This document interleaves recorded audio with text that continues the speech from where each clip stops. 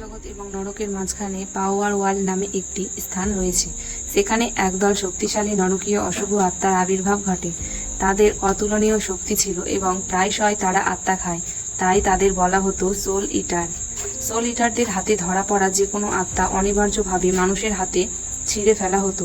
মূলত এই সোল ইটাররা ছিল নরকে আটকে রাখা অশুভ আত্মা, কিন্তু একজন চোর দুটি বাইবেল চুরি করার কারণে এই অশুভ আত্মাদের মুক্তি দেওয়া হয়েছে। তিনি যা করেছিলেন তা হলো নরকের দরজা সম্পূর্ণরূপে খুলে দেওয়া এবং অনন্ত জীবন লাভ করা। যাই হোক, তিনি এই শক্তির দ্বারা শ্রেষ্ঠ প্রতিক্রিয়াকে অমূল্যবান করেছিলেন। এটি সম্পূর্ণরূপে খোলার আগে তার শরীর তার সহ্য করতে পারেনি এবং ছাইতে পরিণত হয়েছিল।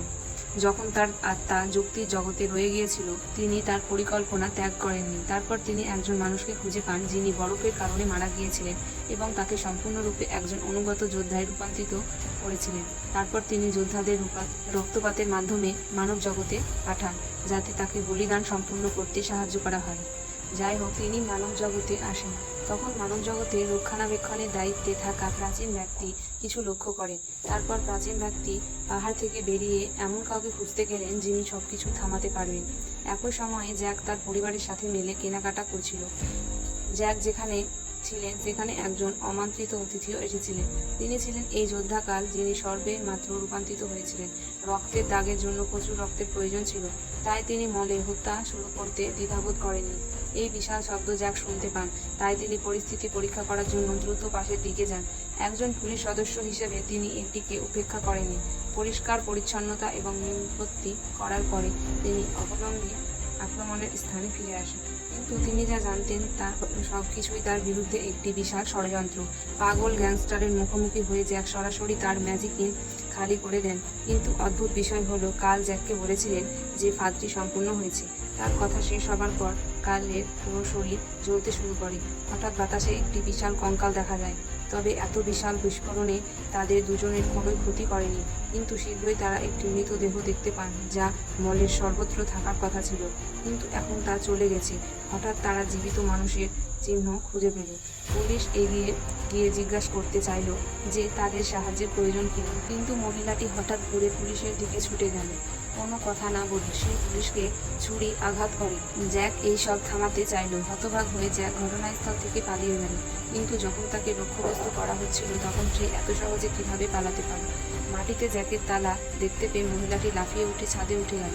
ঠিক যখন জ্যাক সিলিংয়ের দিকে তাকিয়েছিল, মহিলাটি হঠাৎ তাকে টেনে বের করে আনল। জ্যাক বুদ্ধিমান ছিল এবং মহিলাটিকে তার পাশে থাকা দড়ি দিয়ে থামের সাথে বেঁধে দিল। সে জানতো না যে মহিলাটি কী কারণে পালাতে শুরু করেছিল। সে খুব চিন্তা না করে মল থেকে পালিয়ে গেল, কিন্তু মল থেকে বেরিয়ে আসার ঠিক পরে সে তার পিছনে একটি অদ্ভুত শব্দ শুনতে পেল। সে জ্যাকের পিছন থেকে একটি বিশাল আত্মা ভক্ষকে আসতে দেখল। এই সময় জ্যাক তার সবচেয়ে আদর্শ খাবার হয়ে উঠেছিল। এটি দেখে জ্যাক পালানোর জন্য যথাসাধ্য চেষ্টা করছিল। তার নমনীয় শরীর নিয়ে জ্যাক বাসের পাশে লুকিয়েছিল, কিন্তু সে আত্মা ভক্ষকের শিকারের প্রতি মনোভাবকে অমূল্যবান করেছিল। যে যেভাবেই পালিয়ে যাক না কেন, আত্মা ভক্ত তাকে অবিশ্বাস্য নির্ভরতার সাথে খুঁজে পেতে পারত। বিশাল প্রাণীর তারার মুখোমুখি হয়ে সে জানত না কোথায় পালাতে হবে। তবে পরিস্থিতি আরও খারাপ হয়। জ্যাক এই অচলাবস্থার মধ্যে আত্মা ভক্ষক ইতিমধ্যে তার পিছনে ছিল। এই গুরুত্বপূর্ণ মুহূর্তে তার পাশের দরজাটি খুলে গেল।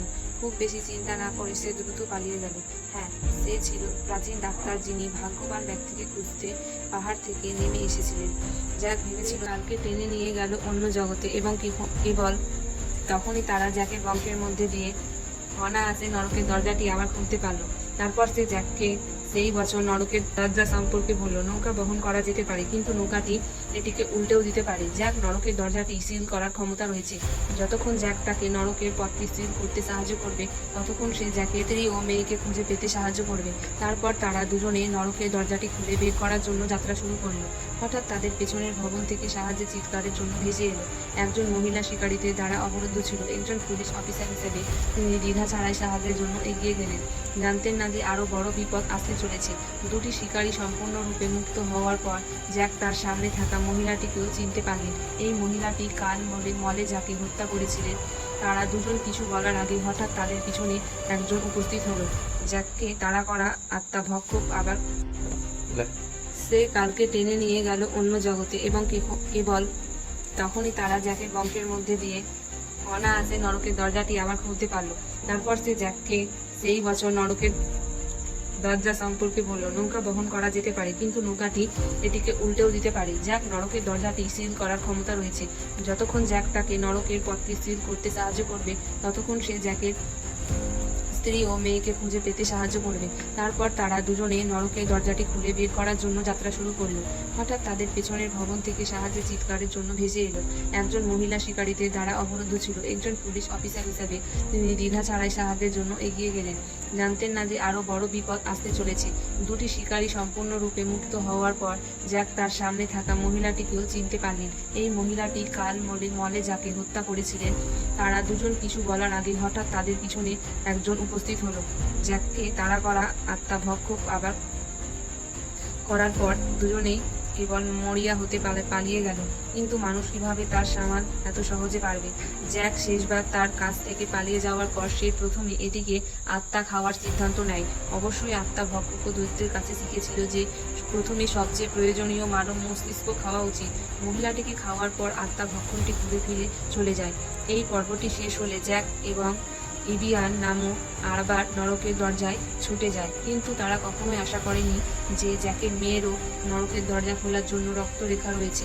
কাল এই সময়ে তার স্ত্রী ও কন্যাকে খুঁজে পায়। তারপর কাল দুজনেই বাইরে জগতে নিয়ে যায় এবং নরকের দরজা খোলার জন্য জ্যাকের মেয়েকে বলি দেওয়ার পরিকল্পনা করে। এই সময়ে জ্যাক দরজায় আসে। যেহেতু সে একজন পুলিশ ছিল, তাই সে কয়েকটি তরবারি দিয়ে সীমান্তে থাকা সমস্ত লোককে গুলি করে হত্যা করে। কাল ততক্ষণও এগিয়ে যায় এবং জ্যাককে ছেড়ে দেওয়ার পরিকল্পনা করে। কিন্তু দুজনের মধ্যে লড়াইয়ের সময় জ্যাক তার স্ত্রীর পাশে থাকা পিস্তলটি ছুঁড়ে ফেলে। উইলিয়াম যখন তার মেয়েকে ছুরির আঘাত করা হচ্ছিল, তখন সে পিস্তলটি জ্যাকের দিকে ছুঁড়ে মারে। কাল মারা যাননি, তবে হঠাৎ ছাদ থেকে একটি হাত বেরিয়ে আসে। জ্যাককে তাড়া করা আত্মা সংক্রামক ছিলেন। সে কালকে তার হাতে ধরেছিলেন এবং সে যতই লড়া করুক না কেন তা কোনো কাজে আসেনি। ক্যামেরা যখন আবার ঘরে ফিরে আসে, তখন বুইক তার বাবার সাথে তর্ক করছিল। জ্যাক সুযোগ নিয়ে উইলিয়ামকে ছুরি দিয়ে হত্যা করে। উইলিয়াম আসলেই সে খলনায়ক যিনি বেশি কথা বলার কারণে মারা গিয়েছিলেন। অবশ্যই গল্পের শেষে জ্যাক একা নগরকে গভীরে চলে যান এবং নরকের দরজা সম্পূর্ণরূপে বন্ধ করে দেন। আচ্ছা, আজকের সিনেমা ভাগাভাগি এখানেই শেষ। আমি পরের বার দেখা হবে। ভিডিওটি ভালো লাগলে একটি লাইক করে দেবেন আর চ্যানেলে নতুন হয়ে থাকলে